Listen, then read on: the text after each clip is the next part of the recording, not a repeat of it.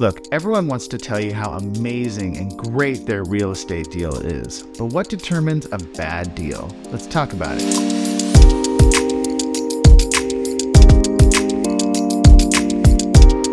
My name is Chris Collins from Amity Cashflow, and let's talk about the ways to find a bad real estate deal. Number one, your income doesn't cover your debt. Your debt is the money you've taken as a loan from a bank, from a commercial lender to buy the property. Now you have to make payments to that bank every month. Well, if your income doesn't cover that mortgage, you're in a bad spot because you're going to be coming out of pocket to write a check every month to cover that. There may be certain instances where this works if you have a business plan in place to make it happen, but typically it's not the safest deal for you.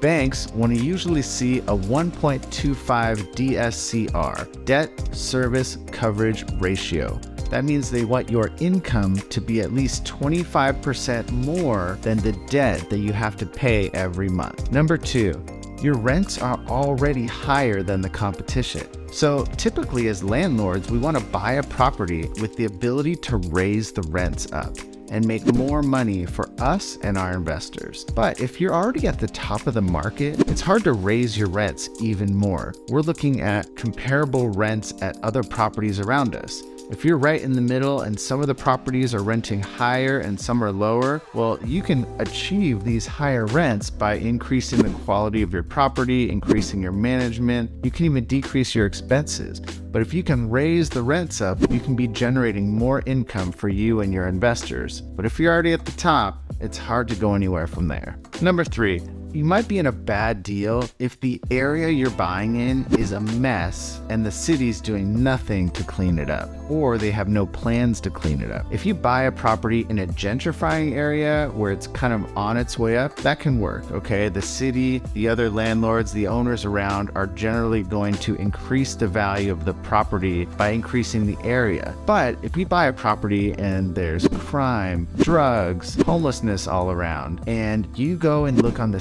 city's website and they talk about how that area is kind of a lost area and they're diverting their money elsewhere over here, then that might be a bad investment. You can actually find a lot of these things by talking to people at the city planner. You can go on the city's website. You can see their business plan for the city and see where they're diverting money. I was looking at a property in Ohio the other day, and you can see that the city has allocated different blocks of the city: dark red, light red, green, yellow.